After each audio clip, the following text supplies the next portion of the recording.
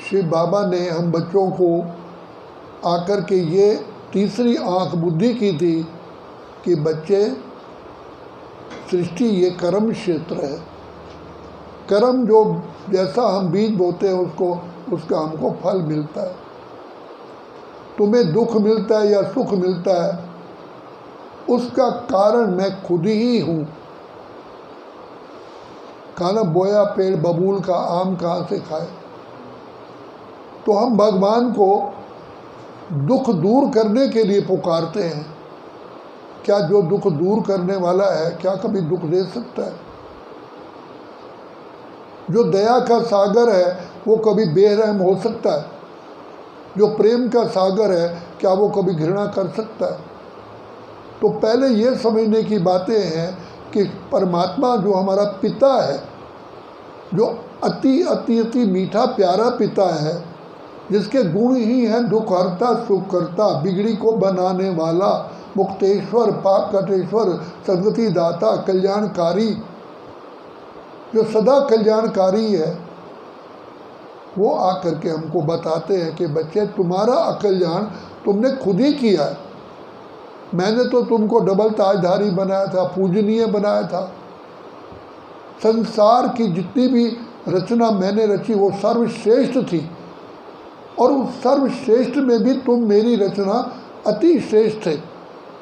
नारी लक्ष्मी नर नारायण था। तो लेकिन उस स्थिति से तुम नीचे कैसे आए? तो जब तुम इस सृष्टि पर आए थे तो अपने को आत्मा समझते थे कि हम आत्मा हैं, और हमने ये देह ग्रहण किया है और देह को लेकर के हम पाठ बजा रहे हैं।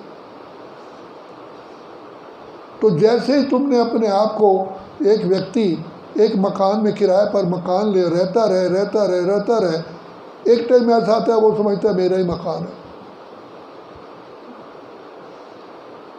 इसी प्रकार से हम आत्माओं ने भी देह, एक बार दे ली, दूसरी लेकर तीसरी ली, हम भी लास्ट में आकर के 20 जन्म लेने के बाद फिर हम अपने को देह समझने लगे। तो जैसे देह समझा तो देह के ही आकर्षण और देह को ही देखना शुरू कर दिया, तो जिससे 5 विकार पैदा हुए। दुख का कारण ये विकार है जो आत्मा के स्वधर्म से नीचे ले आते हैं। तो जिस आत्मा ने ये समझ लिया कि दुख के कारण केवल ये 5 विकार हैं, और 5 विकार का जो जड़ है वो है देह अभिमान। इसलिए बाबा कहते हैं देही अभिमानी बनो। तो देही अभिमानी बनने से हमारा तीसरा नेत्र बुद्धि का खुल जाता है जो बंद है, और दिव्य बुद्धि का वरदान मिलता है। दिव्य बुद्धि से फिर हम कर्म श्रेष्ठ करते हैं। भगवान से भी ये कहा है प्रभु हमें सुमत दीजिए, और कहते हैं जहाँ सुमति वहाँ संपत्ति नाना, जहाँ कुमति वहाँ विपत्ति महाना। तो परमात्मा से हमने बुद्धि मांगी, दिव्य बुद्धि हमें दो। तो ईश्वर पिता परमात्मा आकर के हमको दिव्य बुद्धि का वरदान देने के लिए हमको पढ़ाई पढ़ाते। तो ये जो पढ़ाई हम बाबा की पढ़ते हैं ये हमारी आत्मिक उन्नति के लिए है, और सुख पाने के लिए, और दुख से छुटकारा पाने के लिए, हमारे ही दुख को दूर करने के लिए शिव बाबा हमें शिक्षा देते हैं। और हम ये कहें हमारे पास टाइम नहीं है, हमारे पास बहाने लगाएं, तो परमात्मा कहते हैं मैं तुम्हारे लिए ही तो तुमको विधि बताता हूँ कैसे तुम सुखी हो सकते हो, और उधर सुख के लिए सारा दिन मेहनत करते हो, सुख फिर मिलता ही नहीं है, क्योंकि मेन तुम जड़ को नहीं समझ पाए। तो बाबा ने आकर के हमको यही कहा कि बच्चे तुम अपने आप को देही समझ करके, आत्मा समझ के मुझ बाप को याद करोगे, तो जितना बाप को याद करोगे उतना तुम्हारे पिछले संस्कार परिवर्तन होंगे, अगर नहीं तो परिवर्तन नहीं होगा। ये संस्कार परिवर्तन का ही खेल है। हम आत्माएं वशीभूत हो चुकी अपने पुराने संस्कारों से। तो बाबा को याद करने से हमें दिव्य बुद्धि मिलती है, और दिव्य बुद्धि मिलने से हम अपने संस्कारों को खुद ही मोल्ड करते हैं, कहते हैं नहीं अब हमको ये कर्म नहीं करना है। आत्मा में शक्ति आती है, तब हम अपने आप को परिवर्तन कर पाते हैं। तो जैसे दूध से मक्खन निकालना हो तो उसको दही बना करके बार बार भिगोना पड़ता है, तभी तो मक्खन निकलेगा। इसी प्रकार ज्ञान को बार बार मनन चिंतन करने से हम सभी आत्माएं गुणवान बनते हैं, बुद्धिमान बनते हैं, ज्ञान स्वरूप बनते हैं। जहाँ ज्ञान स्वरूप है वहीं शक्ति स्वरूप है। तभी का knowledge is light, might, virtue and power. तो ये ईश्वरी नॉलेज हमको जब मिलती है तो हम रोशनी में आ जाते हैं, सत्य क्या है और असत्य क्या है। फिर सत्यता पर चलने की हमें शक्ति आती है, क्योंकि हम शिव बाबा को प्रेम से याद करते हैं। तो बाबा कहते हैं इसलिए ज्ञान और योग का कनेक्शन है। पहले ज्ञान फिर योग, योग से ही ज्ञान बुद्धि में समाता जाता है।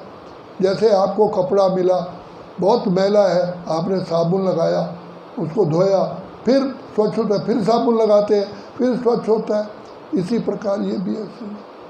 मैंने प्रैक्टिकल देखा है, मैंने पहले भी बताया है कि हम लोग चीनी का शरबत बनाते थे, तो चीनी को घोलते हैं, उसके अंदर थोड़ा दूध का चम्मच डालिए, वो मैल ऊपर आ जाती है, उस मैल को निकाल दीजिए। फिर दूध डालिए, फिर मैल उबलती है, अलग उसको निकालिए, फिर मैल बाहर आ जाती है। इस प्रकार जैसे बार बार दूध डालने से वो चीनी एकदम शुद्ध हो जाती है और उसका बिल्कुल प्योर हो जाती है।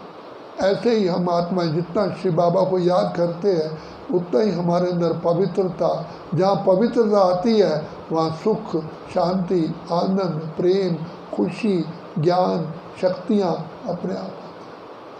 तो मम्मा को जब ये ज्ञान मिला तो मम्मा ने बार बार इस ज्ञान का ही मनन चिंतन किया। तो मम्मा ज्ञान स्वरूप थी और सबसे मूल कारण है हम लोग, बाबा कहते हैं तुम वेस्ट करते हो।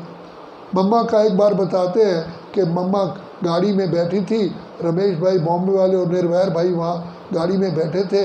तो रास्ते में चलते हुए एक बोर्ड देखा रमेश भाई ने, और वो बोर्ड आगे जब चले गए तो मम्मा को कहा कि मम्मा आपने वो बोर्ड देखा, उसमें क्या था? तो मम्मा ने कहा मम्मा इन फालतू बातों को देखती ही नहीं, ना फालतू सुनती थी, ना फालतू देखती थी, ना फालतू बोलती थी, ना फालतू सोचती थी। तो बाबा कहते तुम व्यर्थ करते हो, इसलिए तुम समर्थ नहीं बन पाते। तो बाबा समर्थ बनने के लिए हमको ज्ञान का इतना खजाना देते हैं कि अगर हम ज्ञान का मनन चिंतन करें तो व्यर्थ की तो जगह है ही नहीं, बल्कि समर्थ को मनन चिंतन करने से और ही आत्मा में बल भरता है, दिव्यता आती है, अलौकिकता आती है, श्रेष्ठता आती है, महानता आती है।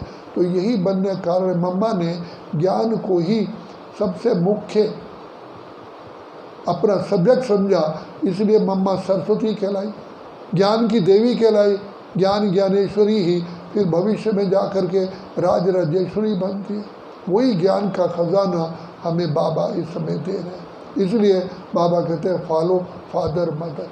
ब्रह्मा बाबा खुद कहते थे कि बच्चे शिव बाबा मेरे तन में ज्ञान सुनाते हैं, पहले मैं भी ज्ञान सुनता हूँ। बाबा सारा दिन ज्ञान का मनन चिंतन करते थे।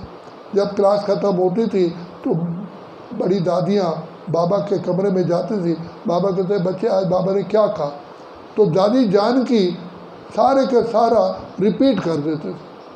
तो बाबा कहते इसकी श्रेष्ठ बुद्धि, जो इसे सुना उसको उसी समय ही समा लिया। तो इसलिए ज्ञान स्वरूप ही प्रेम स्वरूप है। और आप देखोगे अगर परमात्मा ज्ञान का सागर ना होता तो वो आनंद का सागर भी ना होता, शांति का सागर भी, वो भी बार बार अशांत हो जाता।